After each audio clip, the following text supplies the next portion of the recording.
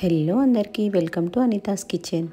ఈరోజు వీడియోలో ఇన్స్టంట్గా తయారు చేసుకునే దోశ రెసిపీ చూపిస్తాను. దీనిని నీర్ దోశ అంటారు, మా సైడ్ దీన్ని అట్టు అని అంటారు. వీటిని అప్పటికప్పుడు పిండి కలుపుకొని ప్రిపేర్ చేసుకోవచ్చు. వీటిని తయారు చేయడానికి ముందుగా ఒక బౌల్లో 1 కప్పు రైస్ ఫ్లోర్ తీసుకుంటే 1/2 కప్పు వీట్ ఫ్లోర్ తీసుకోవాలి.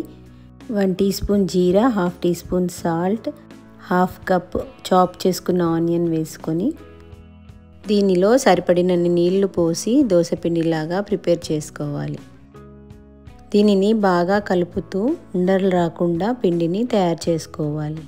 ఈ పిండిని కాస్త పల్చగానే కలుపుకోవాలి. ఇలా టెక్స్చర్ వచ్చే వరకు వాటర్ పోసుకొని కలుపుకోవాలి.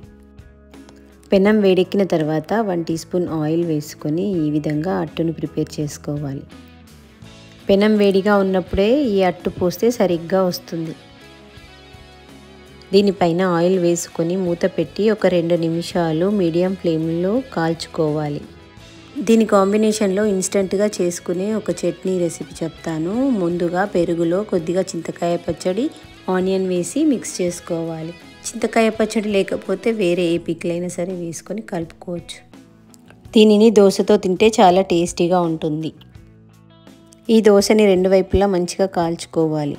కొంచెం క్రిస్పీగా కావాలి అనుకుంటే లో ఫ్లేమ్లో ఎక్కువసేపు కాల్చుకుంటే చాలా క్రిస్పీగా ఉంటుంది. ఈ రెసిపీ మీకు నచ్చినట్టయితే మీరు కూడా ట్రై చేసి ఎలా ఉందో కామెంట్స్లో చెప్పండి. మరిన్ని ఇలాంటి వీడియోస్ కోసం నా ఛానల్ని ఫాలో అవ్వండి. లైక్, షేర్ అండ్ సబ్స్క్రైబ్ చేసుకోండి.